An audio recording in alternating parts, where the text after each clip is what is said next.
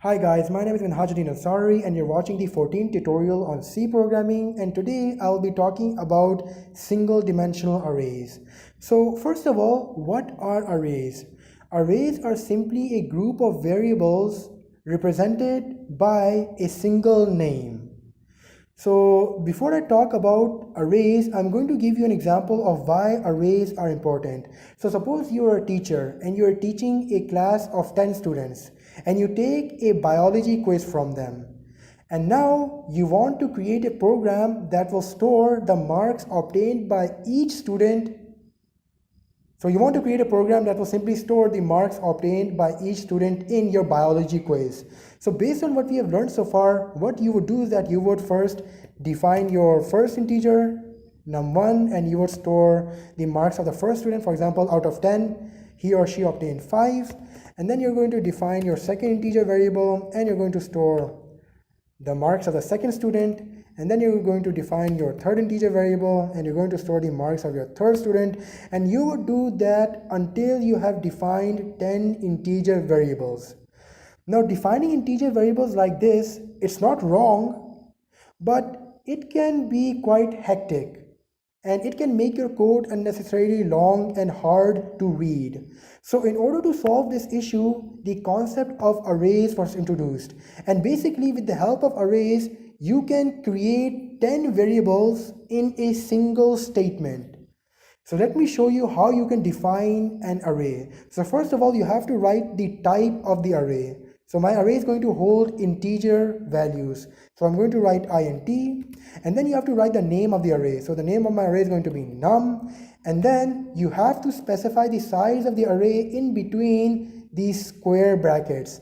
So my array is going to be of size 10 because I only have 10 students, and this is also called the subscript, the value in between the square brackets. And now simply you have to initialize your array according to the marks obtained by your students. So I'm going to initialize it to, for example, the first student got 4 marks, the second student got 6 marks, the third student got 2 marks, the fourth student got 9 marks, and I'm just going to enter random values. So now I think I've entered 10 values, 1, 2, 3, 4, 5, 6, 7, 8, 9, 10. So now I have initialized my array. And since my array is of size 10, that means it can store 10 integer values.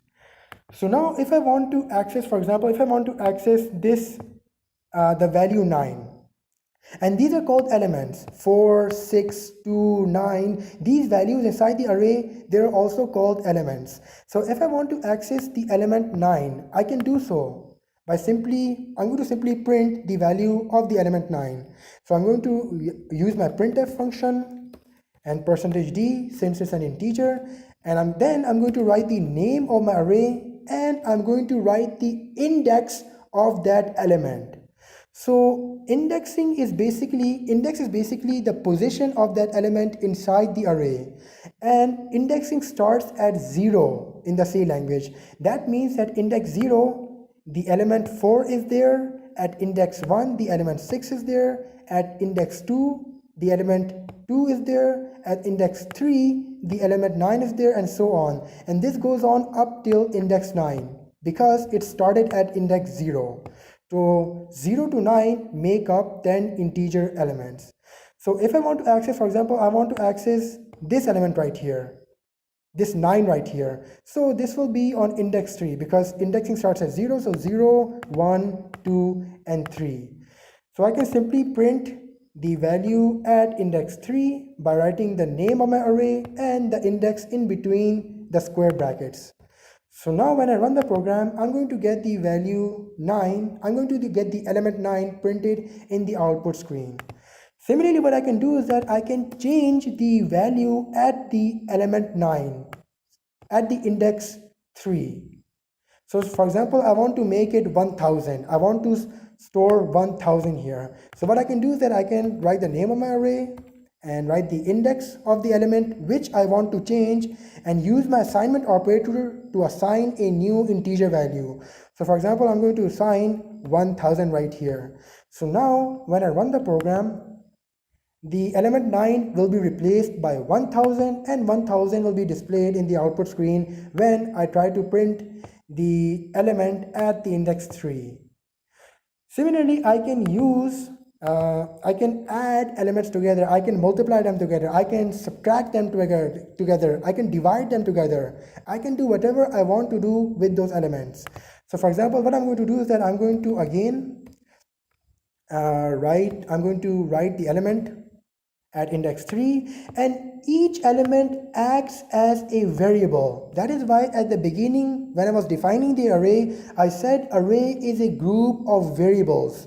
So you can consider the element at index 3 to be a variable. So you can assign it anything you want, just like I assigned it the value 1000. So treat each element like a variable. So similarly, I can add two elements together, for example num3 and num4, and I can store the result inside the element at index 3.